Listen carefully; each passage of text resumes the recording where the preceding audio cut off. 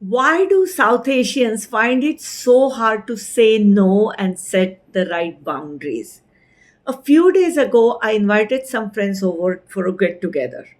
That morning, just before the get together, two people called and said they couldn't make it. One said, "Oh, I suddenly have a stomach flu," and the other said that there is some family emergency. Maybe they really were being honest about it, but I could not trust it.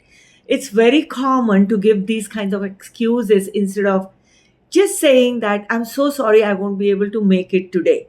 I would have really preferred these people to be honest or tell me a way in advance that they were not, if they were not able to make it. It doesn't happen only in friendships, it happens at work too.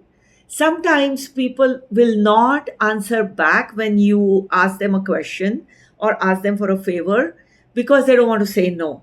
And after a few days, if you remind them, then they will say something, some excuse. Sometimes they overpromise, yes, yes, I will do it, it will happen. But it doesn't happen. The deadlines are not followed because they don't want to actually say, no, I cannot do it, or I won't be able to do it on the timeline that you are expecting. Why does it happen?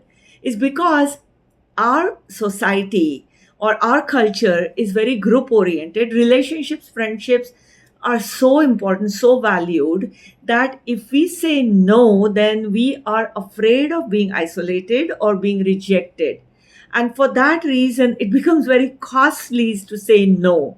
And that's why people find all kinds of excuses, and they may even be resentful because they feel obligated to do it even when they don't want to. Family relationships, parental relationships are so important, and the idea of duty is so paramount in South Asian families that it's very hard to say no to a person who is in authority, who is above you, or your parents. And sometimes you do it just because it's your duty, and you waste either your time or the peace of your mind.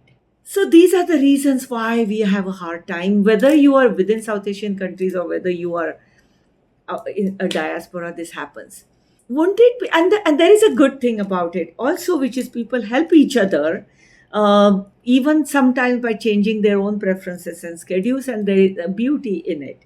But then there is the bad part about feeling cheated or the dishonesty, or then doing things for somebody and then saying bad things about it behind their back.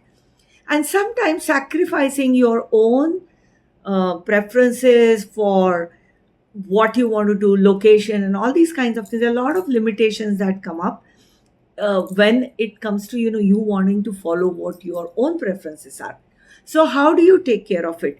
I think there is a very simple alternative, and the alternative is authenticity with kindness and compassion.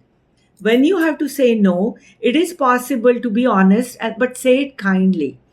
Generally speaking, if I don't give excuse, oh, the traffic was so bad, I actually give the real reasons that I did not estimate the time correctly. I'm so sorry about it. And I think people appreciate it, and I feel better about it too.